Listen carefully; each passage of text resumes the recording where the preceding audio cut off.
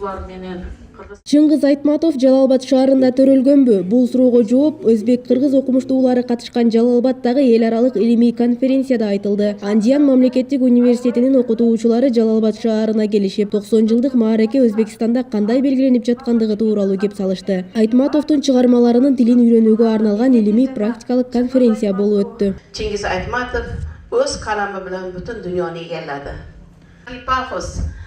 Андиян мамлекеттик университетинин окутуучусу Салима Мырзаеванын айтымында, Чыңгыз Айтматовдун 90 жылдыгына Ташкент шаарында чоң иш-чара өтүп, негизги көчөлөрдүн бирине ысымы ыйгарылган. Өзбекстандын мектептеринде, окуу жайларында эскерүү иш-чаралары уюштурулуп келет. Юбилейдин алкагында Айтматовдун чыгармаларын изилдеп жаткан өзбек окумуштуулары өз эмгектерин Жалал-Абад шаарындагы конференцияда талкууга коюшту. Бүгүнкү күндө Өзбекстанда ham Чыңгыз Айтматов номиga Toshkent shahridagi eng katta ko'chalardan biri Bodomzor ko'chasi aynan Chingiz Aytmatov nomi bilan nomlanmoqda. Bundan tashqari Toshkent shahridagi Parkent tumanida juda katta anjuman bo'ldi va Chingiz Aytmatovning 90 yilligi u yerda tantanali ravishda nishonlandi.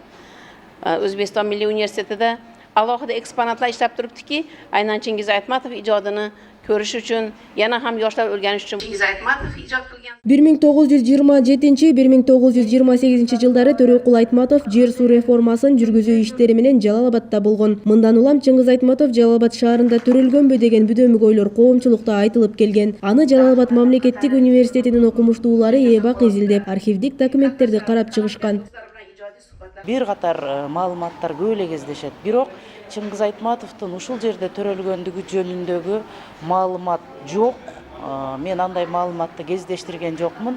Бирок Чыңгыз Айтматовдун апасы Нагим Айтматованын эскерүүсүндө ал ошол төрөргө жакынкы мезгилдерде Төрөгул Айтматовго кандайдыр бир айыптар тагылып аткан мезгилде аны Жалал-Абадтан темир жол аркылуу жөнөткөндүгү жөнүндө бир маалыматты окуган жерим бар.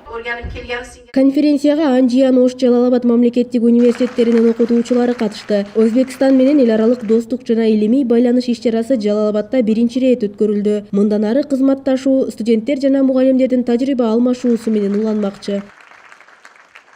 Окуу жылынын аягында Анжиян мамлекеттик университетине барып келгенбиз кафедранын окутуучуларынан. Ошондо келишим түзүлгөн.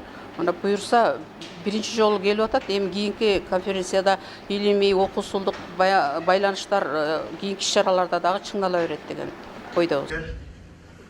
Эске сала кетсек, Жалал-Абад шаарынын мэринин буйругу менен Жалал-Абад шаарынын аймагында Энетил жана Чыңгыз Айтматов аттуу 3 айлык жүрүп жатат. Шаар боюнча 17 сентябрдан 20 декабрга чейин залкар жазуучуга арналган иш-чаралар өткөрүлөт.